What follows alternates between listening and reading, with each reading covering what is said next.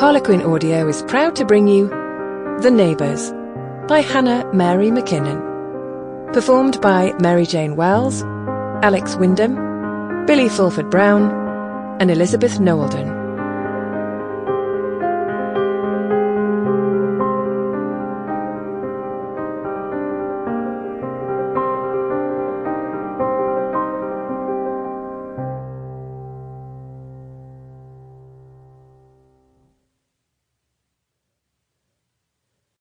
Then, July 18th, 1992, Abbey.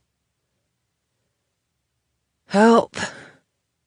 The faint voice floated toward me, gliding smooth as a paper aeroplane from somewhere in the midst of the fog swirling through my brain.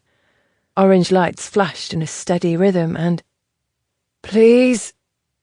I wondered if I'd uttered the words, but I hadn't moved my lips, hadn't moved at all, couldn't. It hurt too much. Everything hurt too much. Moments passed, and I tried to string together the few wispy fragments my mind allowed me to cling to. My arms, chest, and legs were pressed against something hard and uncomfortable. The ground, not my soft bed. But the reason why I found myself in that position escaped me entirely, and I was too exhausted to care. A breeze softly brushed across my cheek.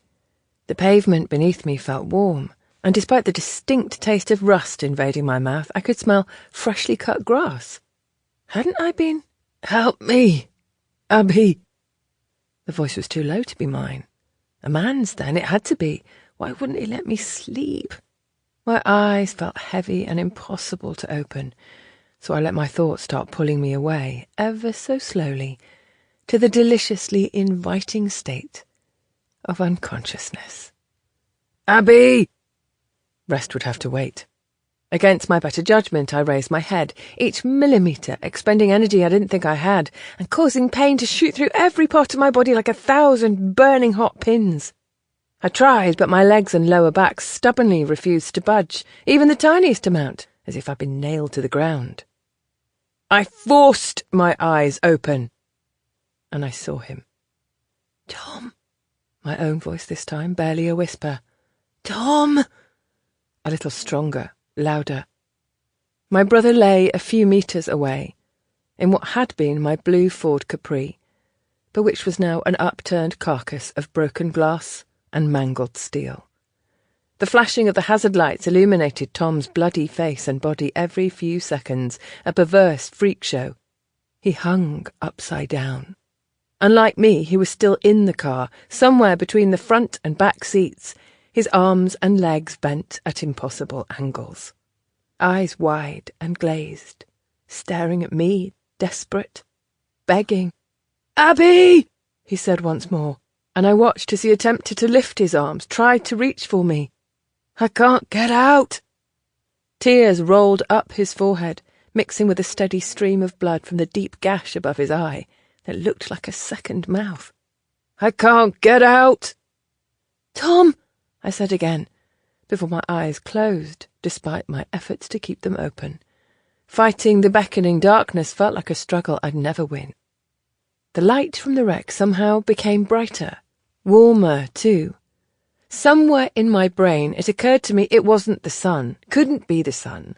It was still so dark, wasn't it? My mind started drifting away. But then the pungent smell of smoke and petrol filled the air.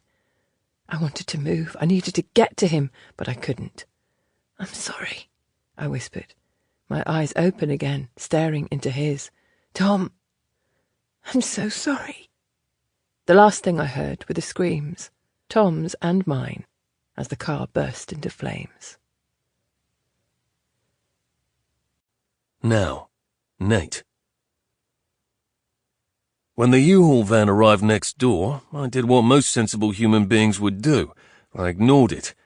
Once I'd made sure it was just the new neighbours moving in, not some crazy person stealing lingering Christmas decorations, I cranked up the fire, flopped back down on the sofa, and buried my nose in my copy of I Am Ozzy, marvelling at how the guy had lasted so long. As far as I was concerned, Sample complete. Ready to continue?